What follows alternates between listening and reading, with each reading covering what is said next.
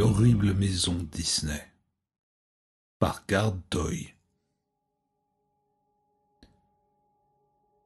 Je suis sûr que tout le monde connaît Disney, pas vrai? Qui sur cette planète pourrait ne pas connaître? Cette mignonne petite souris et tous ces personnages tous plus adorables les uns que les autres. Mon personnage préféré quand j'étais enfant était Pinocchio. Je ne sais pas pourquoi, mais j'ai toujours été fasciné par lui. Le simple fait qu'il veuille devenir un vrai petit garçon était charmant et pourtant étrangement glauque à mes yeux. Comment diable ferait-il pour devenir un vrai garçon, en chair et en os? Je trouvais aussi son nez qui changeait de taille amusant. Enfin, je m'égare. L'histoire que je veux vous raconter s'est passée dans ma petite ville, dans l'Oklahoma, aux États-Unis. Dans ma rue vivaient des gens qui aimaient Disney. Et par aimer, je veux dire qu'ils étaient des fans absolus et extrêmes de Disney, au point que même leur voiture avait des oreilles de Mickey. Je n'ai jamais vraiment eu l'occasion de leur parler, et ils me semblaient plutôt sympathiques. Mais d'après ce que j'avais entendu d'autres personnes, ils étaient très étranges. Tout ce dont ils parlaient était Disney. J'avais même entendu une histoire au sujet d'un homme qui avait essayé de les expulser. Il a été retrouvé mort quelques jours plus tard. La police l'a retrouvé gisant par terre, entouré d'une substance blanche, visqueuse. Ils n'ont rien trouvé d'autre, aucun indice, en dehors de cette substance étrange. Comme n'importe quelle histoire de meurtre dans une petite ville, elle a fait la une des journaux. Généralement, je ne remets pas en doute ce que je vois aux infos, mais cette fois-ci, quelque chose me chiffonnait. J'avais l'impression que tout ce qu'il disait était un ramassis de bêtises. Je ne savais pas qui ou quoi l'avait tué, bien sûr, mais la principale interrogation dans mon esprit était cette substance visqueuse dont les journaux n'avaient pas reparlé. Qui prendrait la peine de recouvrir un corps avec ça, et pourquoi? J'admets que cette histoire m'avait effrayé à l'époque, et pendant plusieurs nuits, je n'avais pas réussi à trouver le sommeil. Quelques jours plus tard, alors que la ville était toujours bouleversée par cet événement, mes voisins amateurs de Disney ont disparu. Personne ne savait pourquoi, et s'étaient juste volatilisés sans raison apparente. La police n'a jamais pu les retrouver, et n'a donc jamais pu les interroger correctement. Cette histoire date de plusieurs mois maintenant, et rien de nouveau n'a été trouvé depuis. L'enquête est toujours en cours, d'après ce que j'ai entendu dire. Ce que je veux vous raconter n'est pas en lien direct avec cette affaire, mais ça concerne la maison des fans de Disney. J'avais entendu dire que dans cette maison, ils avaient laissé derrière eux quelques trésors, et l'un de ces trésors serait une grande poupée de Pinocchio. Évidemment, dès que j'ai entendu parler de ça, l'enfant en moi s'est réveillé.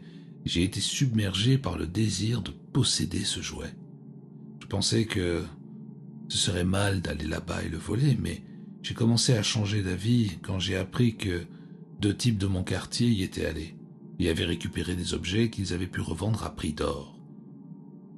S'ils avaient réussi à y aller, je le pouvais aussi. Pas pour les mêmes raisons, en revanche, car je ne cherchais pas à revendre quoi que ce soit, je voulais juste récupérer une poupée de mon personnage préféré. J'ai débattu cette idée dans ma tête pendant plusieurs jours. Ma conscience luttait contre mon envie. Mais au bout du compte, j'ai fini par céder. Je ne pouvais plus résister. J'ai saisi l'occasion suivante qui s'est présentée. Le lendemain de ma décision, et environ une semaine après avoir entendu parler de ces 2 types, tout s'arrangeait parfaitement. Une opportunité s'est présentée au moment même où j'ai décidé d'y aller, comme si le destin m'appelait. Ma journée était libre, j'en ai donc profité pour préparer ma petite expédition. J'ai sorti mon vieux sac à dos pour ranger dedans ce que j'allais éventuellement trouver, une lampe torche et un appareil photo pour filmer mon aventure. Il ne m'a pas fallu plus de 10 minutes pour que tout soit prêt. Tout ce qu'il me restait à faire était d'attendre la tombée de la nuit. Contre toute attente, la journée est passée en un éclair, et le soir est arrivé après ce qui me semblait être à peine 5 minutes. La nervosité sans aucun doute. J'ai attrapé mes affaires et je suis sorti dans la nuit. Comme je l'avais précisé auparavant, j'habitais dans la même rue que cette fameuse maison, ce qui ne me faisait que quelques petites minutes de marche. En m'avançant dans la rue silencieuse, j'ai repensé à l'homme tué et retrouvé non loin d'ici, et un sentiment de malaise m'a envahi.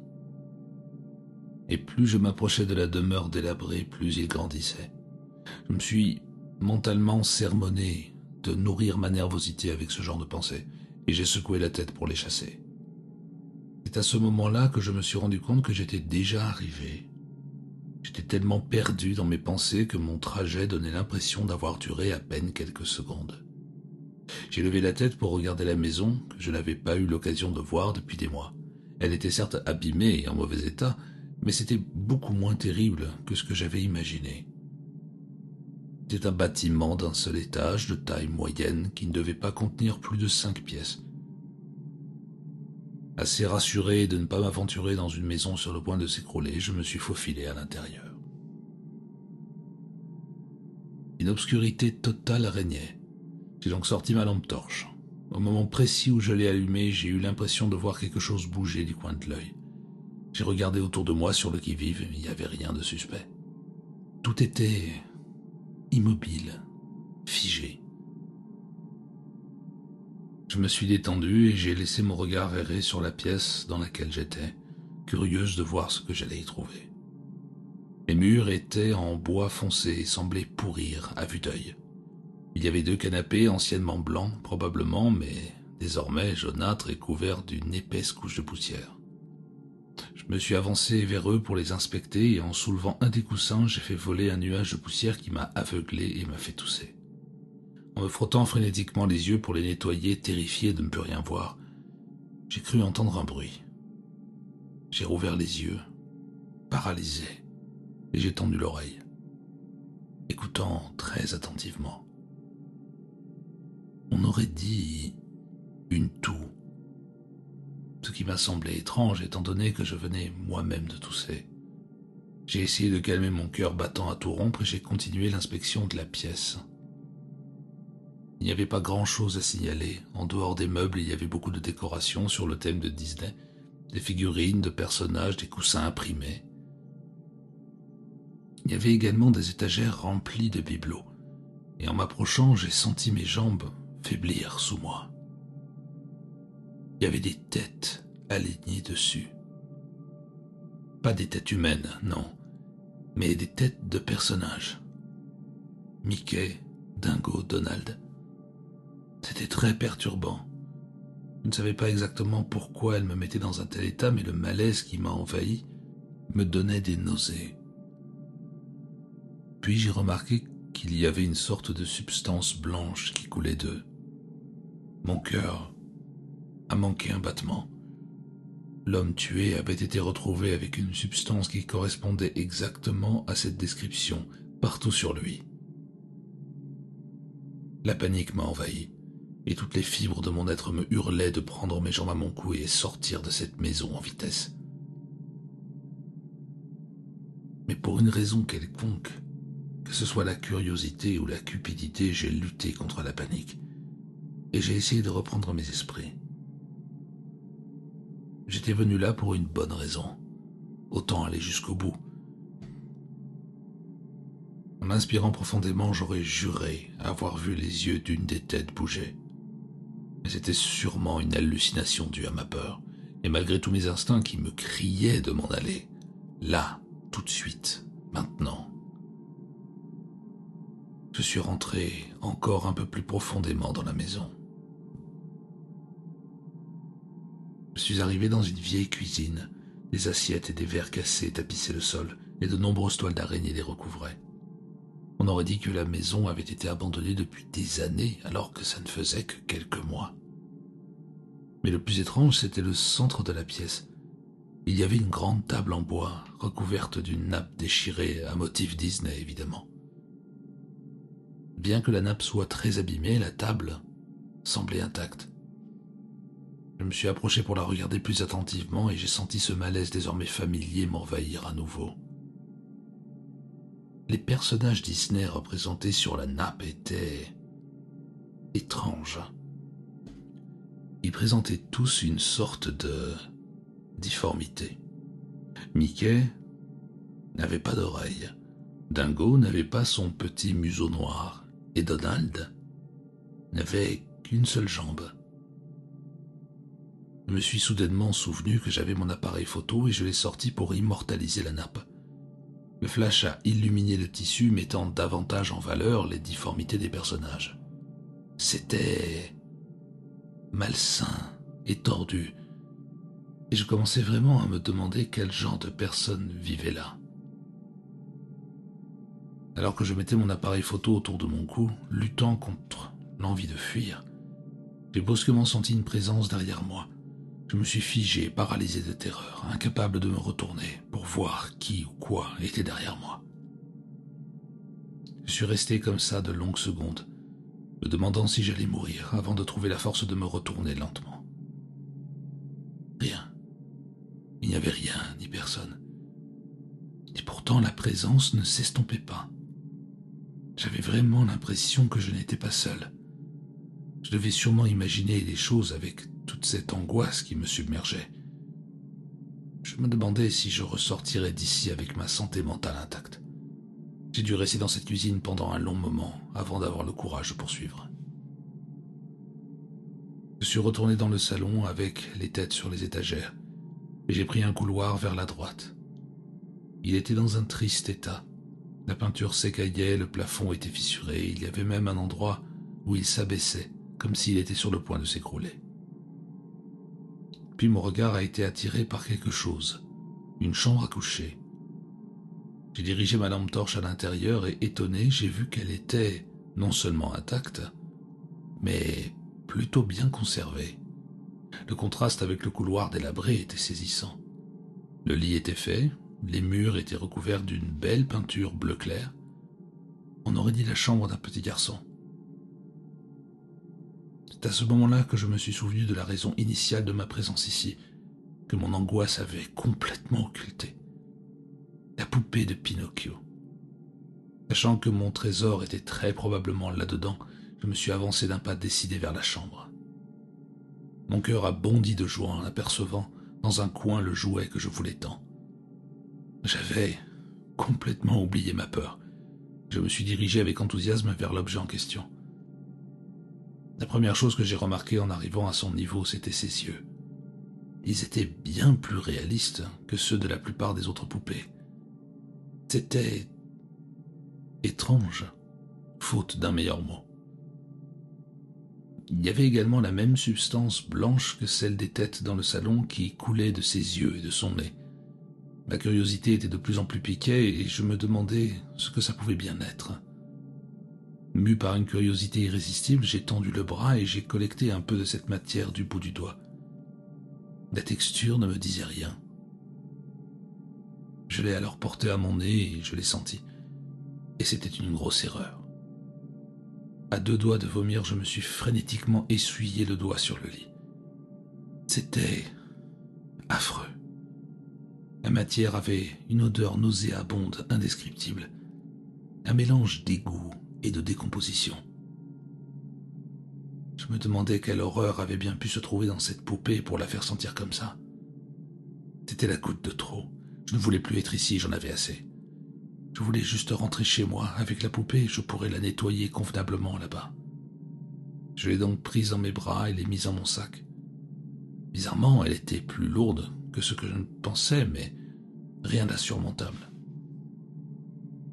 J'ai essayé de me concentrer sur le côté positif. J'avais eu ce que j'étais venu chercher, cette poupée que je voulais tant. J'ai pris une profonde inspiration pour me donner du courage et je suis sorti de la chambre. Je pensais que maintenant que j'étais plus calme, toutes ces hallucinations causées par la peur allaient cesser. Je me trompais lourdement. En avançant dans le salon, j'ai vu une des têtes sur l'étagère bouger. Je me suis stoppé net pour la fixer. N'avais-je imaginé ce que je venais de voir? Alors que je me posais la question, la tête s'est remise à bouger. Elle se tordait, elle se convulsait de plus en plus violemment. Ce n'était pas mon imagination. C'était réellement en train d'arriver. La substance blanche s'est mise à couler abondamment de chacune des têtes volant dans la pièce à cause de leurs convulsions et m'éclaboussant. J'avais l'impression d'être en plein cauchemar, en plein délire, englué dans une peur indescriptible, incapable de bouger. Je pensais que rien ne pouvait être pire que ça, jusqu'à ce que mon sac se mette à bouger. Je me suis vivement retourné pour tomber nez à nez avec une main sortant de mon sac. Au bord de la folie, j'ai arraché le sac de mon épaule et je l'ai balancé par terre.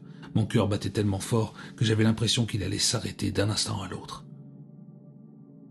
Et là, sous mes yeux, la poupée Pinocchio a rampé hors du sac en me fixant. La substance coulait abondamment de ses yeux et de sa bouche. « Bienvenue dans la maison de Disney », a-t-elle dit avec une voix innocente. J'ai lentement reculé vers la porte, les yeux fixés sur elle. Mais elle ne semblait pas vouloir me suivre, elle se tenait juste là, répétant la même phrase encore et encore. La panique était en train de prendre le dessus. Mes jambes se sont enfin activées et j'ai couru de toutes mes forces vers la porte en me jurant de ne jamais revenir. En sortant, j'ai pu entendre la poupée marmonner une dernière fois, d'une voix d'outre-tombe cette fois. « Bienvenue dans la maison de l'enfer. » Qu'est-ce qui venait de se passer? Est-ce que cette poupée était possédée? Il ne m'a pas fallu longtemps pour rentrer chez moi. J'ai couru à l'intérieur et claqué la porte derrière moi, puis je me suis effondré au sol, essayant de reprendre mes esprits et de ne pas sombrer dans la folie. Je ne comprenais pas ce qui venait de se passer. Quelqu'un m'avait-il joué un tour tordu? Ou était-ce quelque chose dépassant mon entendement? C'est à ce moment-là que j'ai réalisé que mon appareil photo était resté autour de mon cou tout le long de cette expédition de cauchemar. Je l'ai vivement retiré et j'ai regardé les photos de l'album. Je me suis senti sombrer dans la folie à nouveau. Il y en avait une que je n'avais jamais prise. C'était une photo de l'homme tué. La poupée Pinocchio était au-dessus de lui et était en train de l'étrangler. La substance visqueuse s'échappait de ses yeux, sa bouche, ses mains et recouvrait intégralement le pauvre homme. Je n'arrivais pas à croire ce que je voyais. Mon esprit était en train de me jouer des tours. Il n'y avait aucune autre explication. Furieuse, j'ai fracassé l'appareil contre le mur et je l'ai piétiné. Je ne voulais plus jamais entendre parler de cette maison. Je voulais juste oublier tout ce qui s'était passé. Je n'ai pas tardé à déménager après cette histoire, dans un autre état. Je voulais m'éloigner le plus possible de ces monstruosités. Mais on ne peut pas fuir ces souvenirs. Surtout qu'hier, 6 mois après ces événements, j'étais dans mon canapé en train de regarder la télé, quand j'ai senti quelque chose tomber sur mon épaule.